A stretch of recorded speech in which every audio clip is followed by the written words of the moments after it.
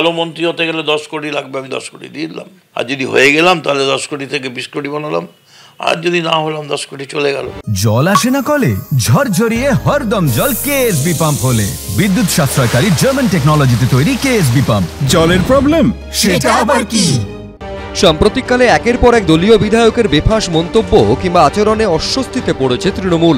Direct CM না হলেও নেত্রী সিএম থাকলেও ডেপুটি সিএম করে স্বরাষ্ট্র দপ্তরের দায়িত্ব অভিষেক বন্দ্যোপাধ্যায়ের হাতে দিলে সাংগঠনিক এবং প্রশাসনিক অভিষেক বন্দ্যোপাধ্যায় যে দক্ষতার পরিচয় রাখছেন, দলের পক্ষে আরও অনেক মঙ্গল হবে। এক লাথি তোর মুখে যা। আহা মধু মধু। মামুনি, আমি একটু একটা কথা বলছি। মামুন, আমি নাচের গান করতে পারি কিন্তু আমি নাচাতে পারি না রে। এই আবহেই সোমবার পরিষদীয় দলের বৈঠকে কড়া বার্তা দিলেন মমতা বন্দ্যোপাধ্যায়। কারুর নাম না করেই তিনি বললেন, দল বিরোধী মন্তব্য কোনোভাবেই গ্রহণযোগ্য নয়। অনেকেই ক্ষমা চাইছেন, কিন্তু একই ভুল বারবার করলে ক্ষমা করা যায় না। উত্তরবঙ্গ উন্নয়ন মন্ত্রী উদয়ন গুহ বারবার বিতর্কিত মন্তব্য করেন, কখনো সোশ্যাল মিডিয়ায়, কখনো মঞ্চ থেকে।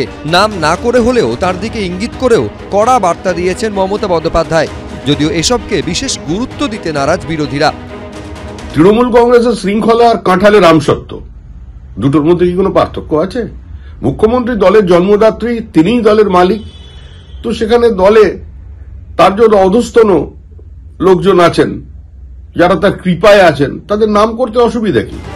সোমবারের বৈঠকে দলের গোষ্ঠীদ্বন্দ্ব রুখতেও কড়া বার্তা দেন মমতা বন্দ্যোপাধ্যায়। তিনি বলেন, কোনোভাবেই অন্তর্দ্বন্দ্ব বরদাস্ত করা হবে না। ঐক্যবদ্ধভাবে আগামী নির্বাচনের কথা ভেবে ঝাঁপাতে হবে। পাণ্ডবেশ্বরের বিধায়ক নরেন চক্রবর্তী ও আসানসোলের মেয়র বিধান উপাধ্যায়কে রীতিমতো ধমক দেন তৃণমূল নেত্রী। বলেন, তোমাদের ঝামেলায় তো কান পাতা দায়, নিজেদের দ্বন্দ্ব মেটাও।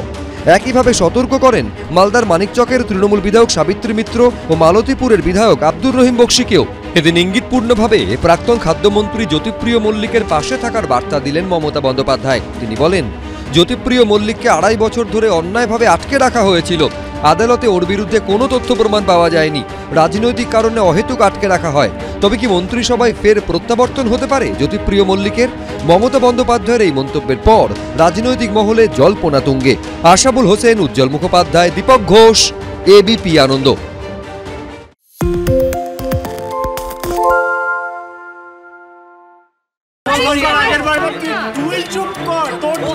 বাংলা ঝামেলা চায় না, বাংলা খবর চায়।